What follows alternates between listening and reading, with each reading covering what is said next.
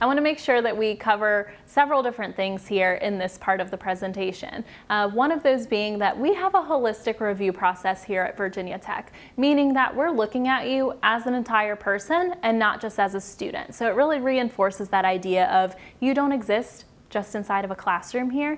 You exist as an entire person on this campus. So we want to evaluate you as an entire person in this process. There are two parts that make up our holistic review. There's an academic part, and then there's also a personal part. With the academic part of the review, we're looking at things like your rigor, your grades, and your test scores. Notice that I did not say GPA, because GPAs can be so different from school to school, state to state, even within the same county. So it's really not a realistic way to look at a student's achievement inside the classroom anymore. So that's why we talk about those grades. We want to see a good mix of A's and B's in a mix of upper level coursework. Now, upper level coursework also can be dependent on the school that you attend. We look at students within the context of their own high schools. So some schools may offer all dual enrollment, they may do AP or IB, they may not offer any upper level courses. And so that's where we want to make sure that we're looking at you within the context of whatever your school offers. You should be looking to play to your strengths as well as increase your rigor each year if you have those opportunities. We want to make sure that you are looking to challenge yourself and really preparing yourself for a first year classroom here on Virginia Tech's campus. As far as the personal side of the review goes, the very first thing that we're going to take a look at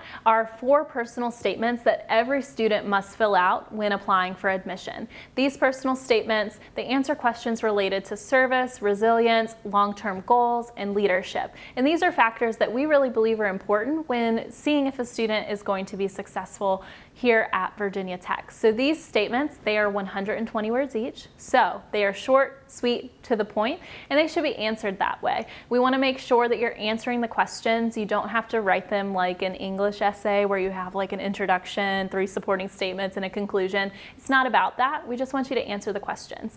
If you can tweet, I promise you that you can answer these questions for us, and it's something that we really believe is important to our review process. We also look at things like if you're a first-generation college student. So you are a first-generation college student if neither of your parents or guardians have earned a 4-year degree or higher.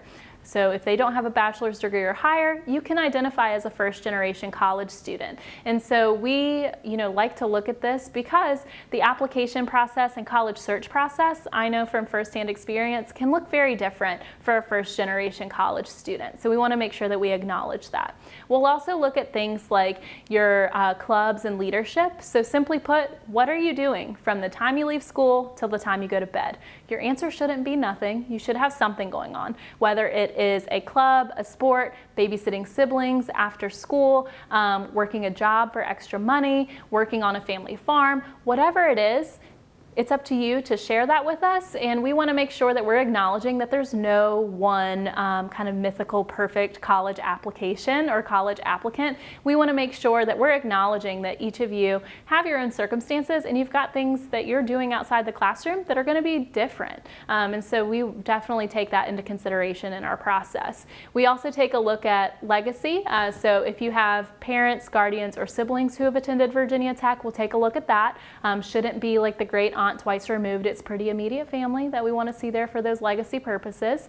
And we're going to take a look at your major in this process. So major does matter here at Virginia Tech.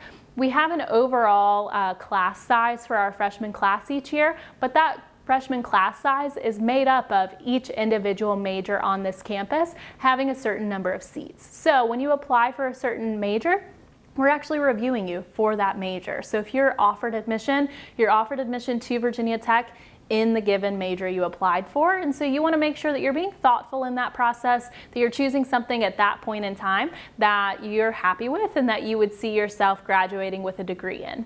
Now it can change, and that's something that your academic advisor, once you're here at Virginia Tech, would work with you on that process and what exactly it looks like. So if you're looking to apply to Virginia Tech, make sure you visit our website first so you can see what the process looks like in a given year. And we've got lots of different instructional videos on there and timelines and to-do lists so you know exactly what you need to do in order to apply. You will self-report your grades and your test scores for us. So this is something where it allows us to get to our review process faster by allowing you to self-report these items to us. And you do not need to send us official copies of your transcripts or test scores unless you are offered admission and you accept that offer of admission. So we kind of eliminate that process of having to wait on things to be sent to us and whether or not, figuring out whether or not your application is complete or not. You know if it's complete because you completed it. And so you can definitely take ownership of this process and really be in the driver's seat. And that's ultimately what we want from you during this process. As far as dates and deadlines go, we have 3 ways for our freshmen to apply. We have early decision, early action, and regular decision. Early decision is the one that's binding. So this is the one that you use if you know Virginia Tech is my school. If I'm offered admission, I'm going to go there. The big thing to remember with early decision, other than the fact that it's binding, is the fact that we typically don't have your financial aid and scholarships package out during the fall semester. It's typically coming out in the spring, and that's just because of when the deadlines are. So if you need to see your financial aid and scholarships package before you say yes, which is very understandable if you do, we would much rather you apply early action so you can have all the information you need when making a decision that's right for you or even right for your family. With early decision, you'll be applying by November 1st. You'll find out a decision by December 15th. Deposits are due by January 15th. With early decision, you are committing. So if you're offered admission, you're saying that you're going to come. And we keep our freshman class at about 20% early decision students. And that's very intentional on our part. We want to make sure that we keep things equitable for our early action and even regular decision pools. Early action is the way that most of our students apply at Virginia Tech. So this is the way that you can apply, find out a decision sooner, but you're not committed to saying yes. So vast majority of our applicant pool applies this way, and if you want to be as competitive as possible in this process, this is how you should apply. You should not wait for the regular decision time frame, which we'll talk about here in a second. So with early action, you're going to apply by December 1st. Find out a decision by February 22nd, and you'll have until May 1st to submit a deposit. We try and get your financial aid and scholarships package out at the same time as your offer packet if you're offered admission, so you can take a look at those items. For regular decision, this is something that we consider on a space available basis, so we encourage students to not wait, to use the early action decision plan type when applying so you can be as competitive as possible. For regular decision, students apply by January 15th. They find out their decision by March 5th, and once again, they have until May 1st to submit a deposit. Now, I know March 5th isn't that much, it's not that much longer of a wait than that February 22nd time frame, but I think that gives you an idea of how few applicants actually take advantage of that regular decision time frame. Vast majority of students use early action, and that's what we encourage you to use as well.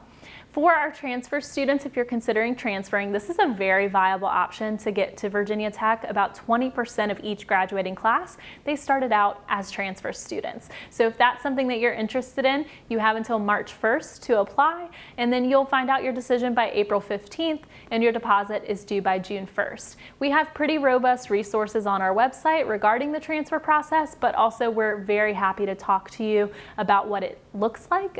Each major has their own required coursework as well as different grade requirements, so just make sure that you're talking to us throughout that process. Now, these are the dates for fall 2019. If we do make any changes, we will update our website before our application goes live on August 1st, so make sure you're checking our website before you apply. Now, there's no hiding that higher education in the U.S. is expensive, so let's make sure that we talk about tuition and fees. For in-state folks, we're looking at about $23,000 a year. For out-of-state folks, we're looking at about $42,200 a year. That is your tuition, your room and board, and your fees. Now, the figures that I just referenced, those were the tuition and fees for the 2019-2020 school year. So make sure that you're checking the website to see about any updates for the 2020-2021 school year. They're pretty inclusive numbers. The things that are not included are things like cost of textbooks, cost of a laptop, cost of traveling to and from campus, which could be a concern for our out-of-state folks, and then any type of personal spending money you need. So things like laundry money, you do not want to just use Febreze until you get back home. You do need to make sure you have money for laundry. Those are all things that you need to consider when you're comparing costs between the schools that you're applying for. Now, as far as your financial aid and scholarships go, there's two things that we need you to fill out. The first is the Fafsa, which is the free application for federal student aid. This goes live on October 1st each year, and for us, our priority review deadline is March 1st. So in order to maximize the amount that you receive, you need to make sure that you submit it by that March 1st priority deadline. The Fafsa sees if you're qualified for federal loans, grants, and work-study funding, which is how you can prioritize getting a job here on campus. We also have our general scholarship application. This typically goes live right around the same time that our application does, and this is really your one-stop shop for scholarships here at Virginia Tech, whether they are need or merit-based. So you want to make sure that you are checking that out, that you're applying for any scholarships that you're interested in, and that deadline is January 22nd. Those two things come together to make up your financial aid and scholarships package, which should be included, if not exactly in your offer packet, but soon after you receive an offer of admission, you should have that information from us so you can make your most informed decision possible. We've talked a lot about what you're investing in us, so what are you getting in return? In return, you're getting an 83% graduation rate compared to a national average of about 49%. 82% of our students within 6 months of graduation are either employed or pursuing further education, and our average starting salary is about $60,000 a year. And so with about 6,000 graduates each year, that's a really strong place for us to be.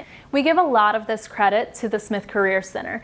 They focus on career and professional development for each student here on campus. So you can see them starting day one. They're going to look at your resume, they do mock job interviews, they host career fairs, internship fairs, and co-op fairs every single semester. So if you're looking to be employed, they're going to make sure that they're connecting you with employers. They have so many employers that are registered with them, as well as over 30 interview rooms in their building. So you don't even have to leave campus, and you could be interviewed by someone from California, Washington, or even across the globe. And that's something that we really value here, is connecting you with those business leaders and making sure that you know that our commitment to you isn't just while you're here. You know, even after you graduate, you can go back to the Smith Career Center and they'll give you the same help that they would give you as a student. And I think that says a lot about our interest in your success. It's not just that 1 year following graduation, it's your lifetime of success with that Virginia Tech degree that we care about. That's everything formal that we have for you today. Thank you for watching this video, but know that you could reach out to us after today. We know that this can be a stressful process and that you're making some pretty big decisions. So just know that every single day that we're open, we have directors that are here to answer emails, phone calls, and any walk-in questions that you may have. So please make sure that you take advantage of that, because we are the best resource for admissions information. Thank you for watching, and go Hokies.